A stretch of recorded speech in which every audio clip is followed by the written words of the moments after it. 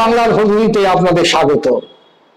আপনারা ইতিমধ্যে জেনে গেছেন যে ফলতার তথাকথিত পুষ্পা জাহাঙ্গীর খান নির্বাচন থেকে সরে যাওয়ার ঘোষণা রাখছেন। সাংবাদিকদের ডেকে এই ঘোষণা শুরু করেছেন। কি বলছেন সাংবাদিকদের ডেকে শুনুন আগে, তারপর এ বিষয়ে কিছু কথা বলবো। আমি ফলতার ভূমিপুত্র।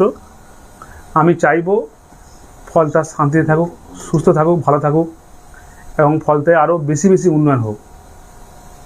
তাই সোনার ফলতা হোক, এটাই আমার স্বপ্ন ছিল।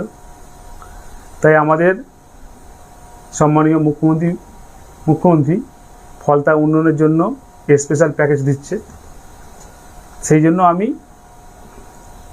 আগামী 21শে মে যে রিপল আছে, সেই রিপলের কন্টেস্ট থেকে আমি নিজেকে দূরে সরিয়ে নিলাম।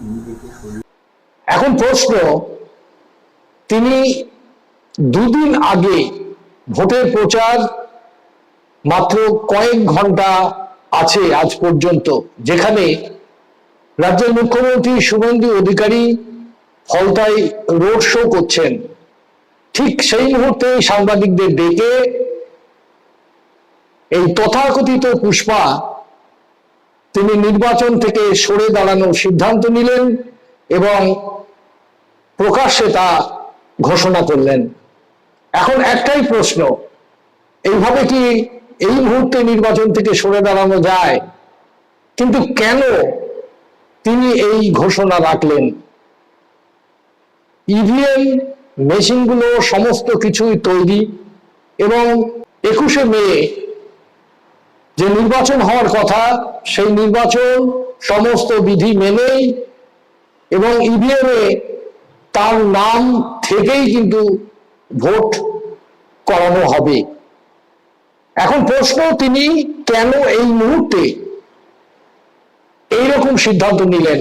তবে কি শুধু হারার ভয়, নাকি অন্য কোনো ভয় আছে?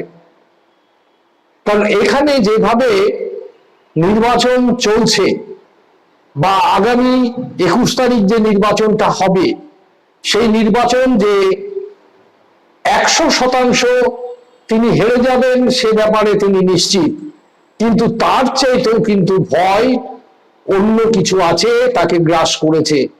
যে এই নির্বাচনকে কেন্দ্র করে তার যে সংশয়, সেই সংশয়ের আতঙ্কে তিনি ভুগছেন যে হারা শুধু নয়, অন্য কিছু ঘটে যেতে পারে। অর্থাৎ এই নির্বাচন পর্যন্ত হাইকোর্টের যে রায় আছে, অর্থাৎ তার একটা রক্ষা কবচ তাকে দেওয়া হয়েছে, সেই রক্ষা কবচ নির্বাচন শেষ হওয়ার মুহূর্তেই শেষ হয়ে যাবে এবং তারপরই তার বিরুদ্ধে কি অ্যাকশন হবে, সেই অ্যাকশন কিন্তু তিনি কল্পনাও করতে পারছেন না। এটাই ভেবে হয়তো তিনি নির্বাচন থেকে সরে দাঁড়াচ্ছেন এবং পালানোর ছক করছেন। এখন দেখা যাক যে আসলে কি হতে চলেছে।